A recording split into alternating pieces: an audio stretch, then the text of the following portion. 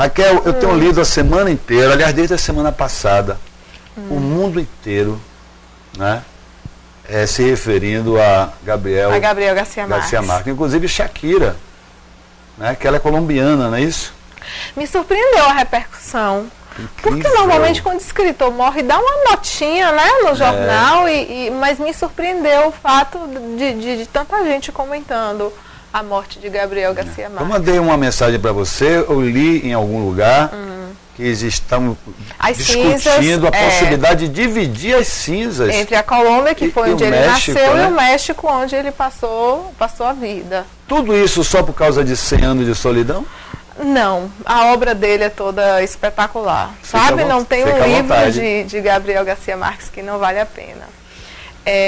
Eu vi a notícia há uns 15 dias que Gabriel Garcia Marques estava internado, eu falei, não é agora.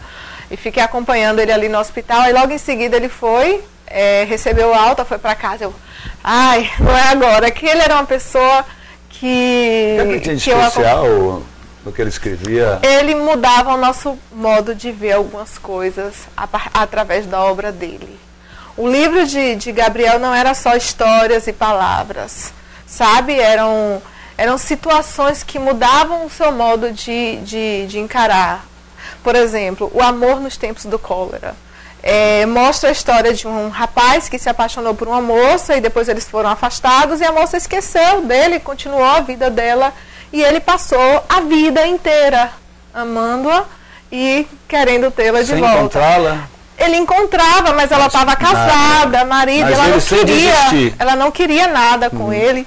E aí ela, bem velhinha assim, o marido dela morre, ele chega no dia do velório do marido dela e fala, eu ainda te amo.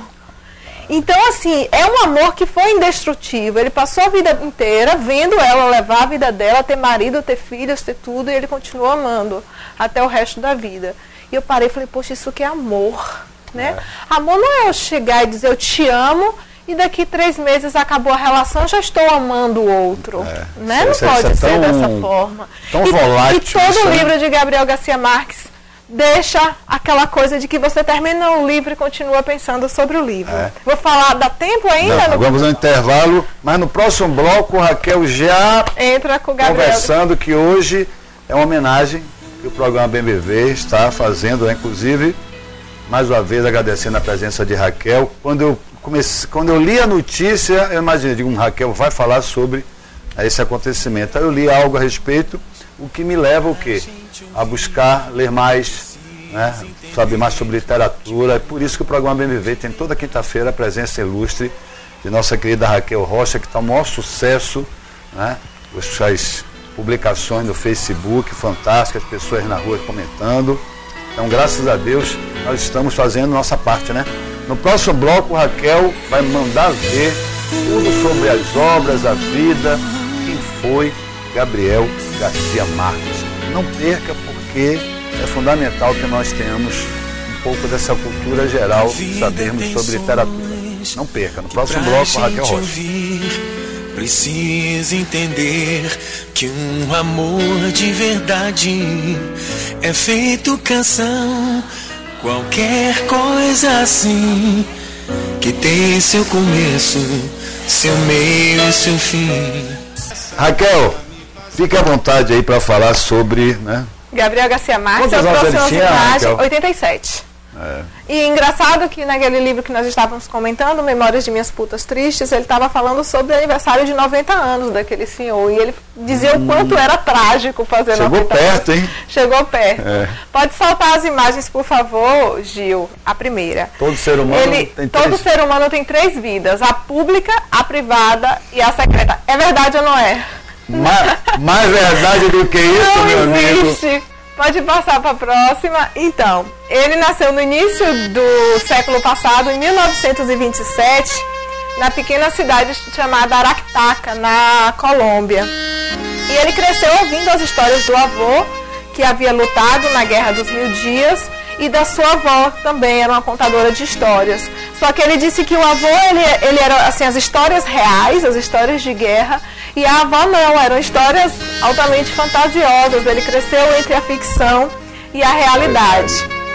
foi fazer o curso de Direito, mas desistiu do curso de Direito no meio da graduação para fazer jornalismo. E aí ele trabalhou como jornalista, fazia matérias e aos 28 anos ele publicou o primeiro livro dele, que foi A Revoada. Lembrando que na infância dele, ele era uma criança que lia muito, lia Franz Kafka e assim, era apaixonado pelos livros. Ele fala muito assim dos referenciais dele, da literatura. Olha essa frase que bonita. A vida não é mais... Volta aí anterior, Arthur, por favor. Arthur, aí. A vida não é mais que uma sucessão contínua de oportunidades para sobreviver. É de um livro chamado La Mala Hora, que foi adaptado para um filme chamado Veneno da Madrugada. Excelente, indico. Vou falar sobre esse filme qualquer dia.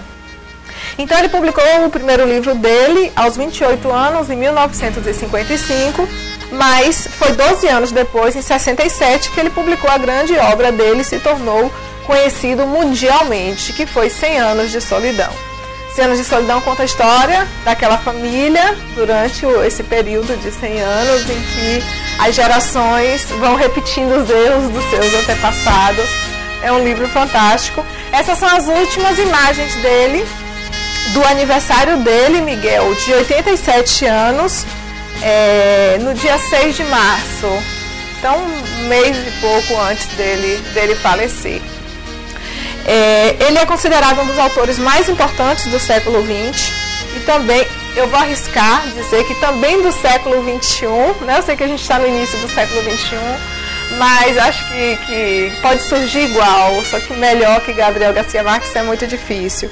E ele também é um dos expoentes da escola literária chamada Realismo Fantástico ou Realismo Mágico, que é justamente isso, você está falando ali sobre, contando uma história real e de repente acontecer algo que não faz parte da nossa realidade. E a literatura dele era assim, igual as histórias que ele ouvia, o cotidiano e o mágico.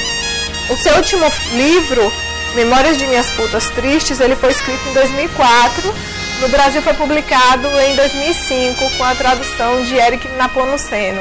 Depois de alguns anos, em 2009, ele declarou que havia se aposentado e não ia escrever mais.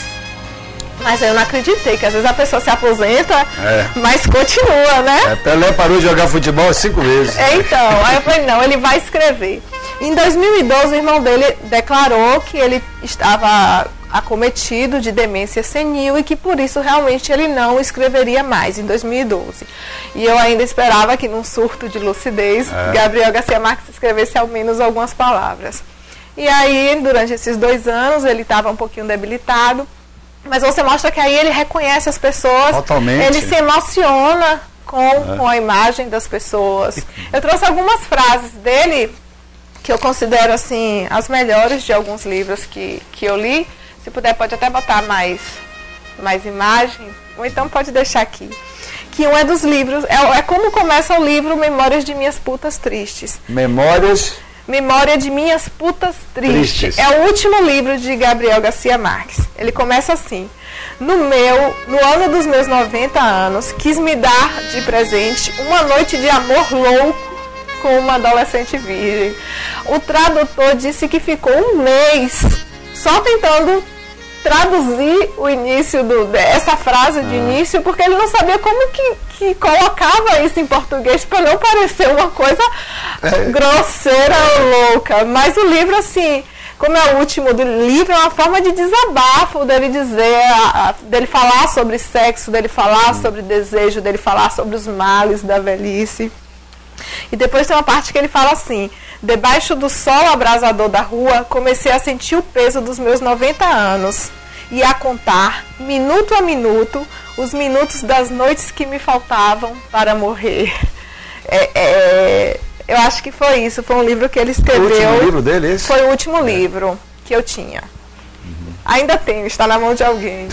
E o que eu acho que eu até citei no artigo que eu escrevi depois da morte dele, que ele fala assim: não senti dor nem medo, mas a emoção arrasadora de ter conseguido viver ali. Saiu a frase. E isso é coisa de, assim, é um sentimento de quem sente que a vida valeu a pena. E ele que parte, mas deixa uma obra para toda a imortalidade, vai com esse sentimento de que valeu a pena a passagem dele aqui na Terra. Poderia ter durado... Como valeu, hein? Poderia ter durado um pouco mais. E por último, que é uma frase de O Amor nos Tempos do Cólera, que é o meu livro preferido. Meu livro preferido não é o mais famoso, que é o seguinte, que é esse desse amor indestrutível, né, que ultrapassa toda uma vida. Mas se deixou levar por sua convicção de que os seres humanos não nascem para sempre no dia em que as mães os dão à luz, e sim que a vida os obriga outra vez e muitas vezes a se parirem a si mesmo. Pô, renascer a cada dia, né? Renascer a cada dia. Não só a vida mata. obriga a gente a renascer, porque senão a gente vai definhar e morrer. Renascer, vamos começar tudo de novo, né? Vamos mudar nossos conceitos, isso que é renascer. E aí eu trouxe um trechinho que é Jorge Amado falando sobre Gabriel Garcia Marques. Nosso Jorge Amado tá no vídeo 2. Eles se conheciam, eles se conheciam, e eu achei essa entrevistazinha de Jorge Amado, e em seguida tem um trechinho de Gabriel Garcia Marques falando também sobre a morte, falando sobre morte. Garcia Marques acrescentou à sua obra romances e contos magníficos.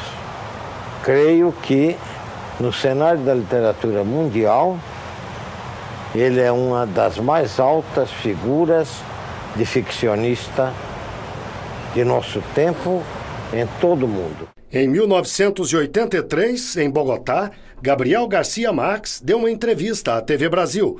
Na época, ele falou da injustiça da morte. Eu tenho a impressão que o interesse literário que eu tenho pela morte é o fato dela ser um acontecimento terrivelmente injusto. Quer dizer, se põe um homem no mundo para construir-se e construir, e num determinado momento, sem lhe perguntar nada, se tira tudo. Porém, como escritor, o que mais me dói na morte é que eu estou certo que se trata da única experiência que eu nunca poderei descrever. Que é o que mais consome ele da morte, é que ele não poderá escrever sobre a morte dele. Fazer relato nenhum, né? Fantástico, incrível, né? Que figura. Aí a gente pergunta por que esse cara é tão famoso assim, né? Mas para isso, as colocações, as viagens dele, que ele coloca para fora, que todos nós temos esses pensamentos, na realidade, dentro de nós. Só temos dificuldade de expressá-los, né? Aí é que a arte entra, né? E aí, Raquel, o que é que você tem mais pra gente? E aí o homem foi, mas fica na história eternamente. Eternamente.